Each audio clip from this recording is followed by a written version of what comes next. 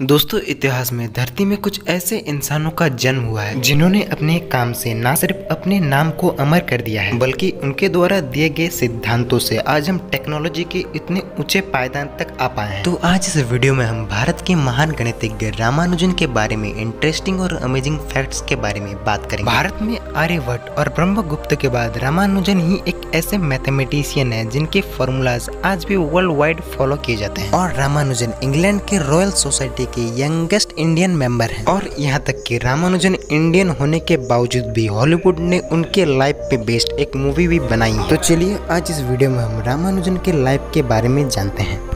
रामानुजन का जन्म 22 दिसंबर 1887 को तमिलनाडु के एक छोटे से गांव इरोड में होता है। पर जब रामानुजन 1 साल के होते हैं तो उनकी फैमिली कुंभकनम नाम के एक गांव में शिफ्ट हो जाते हैं, क्योंकि रामानुजन के पिता श्रीनिवास अयंगर वहां एक कपड़े के दुकान में काम करते थे। और अगर हम बात करें उनकी माता के बारे में तो उनकी माता अलग अलग मंदिरों में भजन गाया करती थी। पर दोनों के काम करने के बावजूद भी रामानुजन का परिवार आर्थिक स्थिति से बहुत कमजोर था। पर इस बात का रामानुजन ने अपने पढ़ाई पर बिल्कुल भी पढ़ने नहीं दिया। जब रामानुजन 5 साल के हुए तो उनको कुंभकर्णम के प्राइमरी स्कूल पे एडमिशन कराया गया। और रामानुजन के पढ़ाई लिखाई पे निष्ठा और लगन के कारण इनको स्कॉलरशिप भी दिया गया। और रामानुजन 10 साल के छोटी सी उम्र में उस समय के प्रसिद्ध मैथमेटिशियन जॉर्ज कार्क के book A synopsis of pure and applied mathematics को अध्ययन कर लिए थे। और इस किताब को पढ़ने के बाद उनके गणित के प्रति लगन और बढ़ जाती है। और रामानुजन 8वीं कक्षा तक पहुँचते पहुँचते एडवांस ट्रिग्नोमेट्री जैसे कठिन अध्याय को पढ़ लेते हैं, जिससे हम रामानुजन के गणित के प्रति लगन को समझ सकते हैं। और इस तरह से रामानुजन 10वीं की परीक्षा में पूरे जिले में नंबर 1 आते हैं। और इस तरह से स्कूली शिक्षा पूरा करने के बाद रामानुजन कुंभकर्णम के गवर्नमेंट कॉलेज में एडमिशन ले लेते हैं। और कॉलेज में कॉलेज की पढ़ाई के साथ साथ रामानुजन अपने भी बहुत सारे मैथमेटिकल रिसर्च पे काम करते हैं, जैसे कि hyper geometric series, relationship between integrals, partitions of numbers, number theory और भी बहुत सारे इसी तरह के इम्पोर्टेंट मैथमेटिकल रिसर्च रामानुजन अपने कॉलेज के टाइम से ही कर रहे थे। पर गणित में इतना ज्यादा समय देने के कारण रामानुजन दूसरे सब्जेक्ट्स को नहीं पढ़ पा रहे थे। और इस कारण से रामानुजन गणित में तो सबसे ज्यादा अंक ला रहे थे, पर दूसरे सब्जेक्ट्स में फेल होने के कारण रामानुजन 11वीं और 12वीं की परीक्षा में 2 बार फेल हो जाते हैं। और फेल होने की वजह से उनका स्कॉलरशिप भी आना बंद हो जाता है, जिससे उनकी आगे की पढ़ाई में बहुत ज्यादा कठिनाई आती है। और घर की आर्थिक स्थिति बहुत ज्यादा खराब होने के कारण रामानुजन के माता पिता रामानुजन के पढ़ाई पे खर्चा नहीं कर पा रहे थे। और इस वजह से रामानुजन घर छोड़कर मद्रास से 650 किलोमीटर विशाखापत्तनम में अपने दोस्त के घर में रहने आ गए। और अपने दोस्त की मदद के साथ रामानुजन मद्रास के पचियापा कॉलेज में एडमिशन ले लेते हैं। और वहाँ भी रामानुजन अपने बहुत सारे मैथमेटिकल रिसर्च पे काम करते हैं। पर रामानुजन कॉलेज के एग्जाम में मैथ में तो सबसे ज्यादा मार्क्स लाते हैं, पर दूसरे सब्जेक्ट में फेल होने के कारण रामानुजन फिर से 12th के एग्जाम में फेल हो जाते हैं। पर फेल होने के बावजूद भी मद्रास में उनके गणित के कारनामे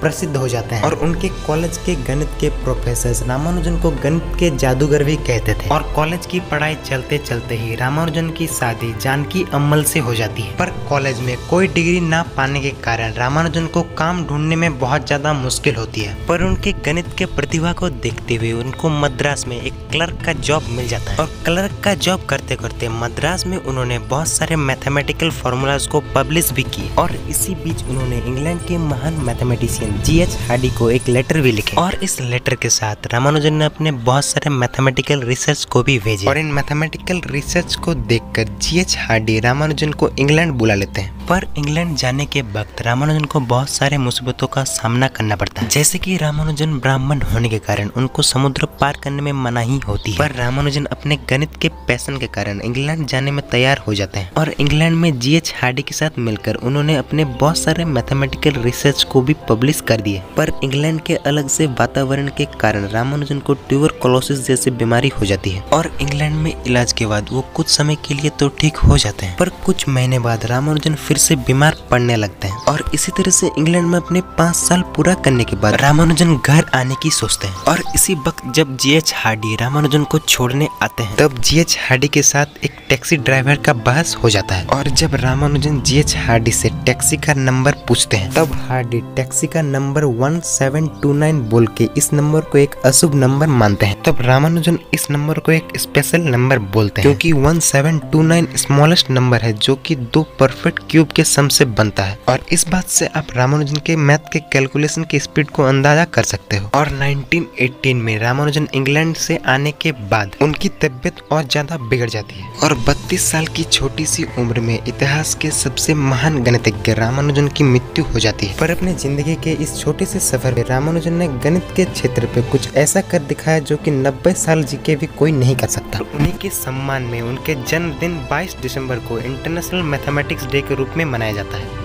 तो दोस्तों आज की वीडियो के लिए बस इतना ही। उम्मीद करूंगा आपको ये वीडियो पसंद आया होगा। अगर आपको ये वीडियो पसंद आया तो चैनल को सब्सक्राइब करने के साथ साथ बेल आइकन को भी जरूर से प्रेस कर दे ताकि आपको हमारे लेटेस्ट वीडियो का अपडेट सबसे पहले मिल पाए। और आप इस वीडियो को अपने फैमिली और फ्रेंड्स के साथ जरूर शेयर करें। Thanks for watching guys.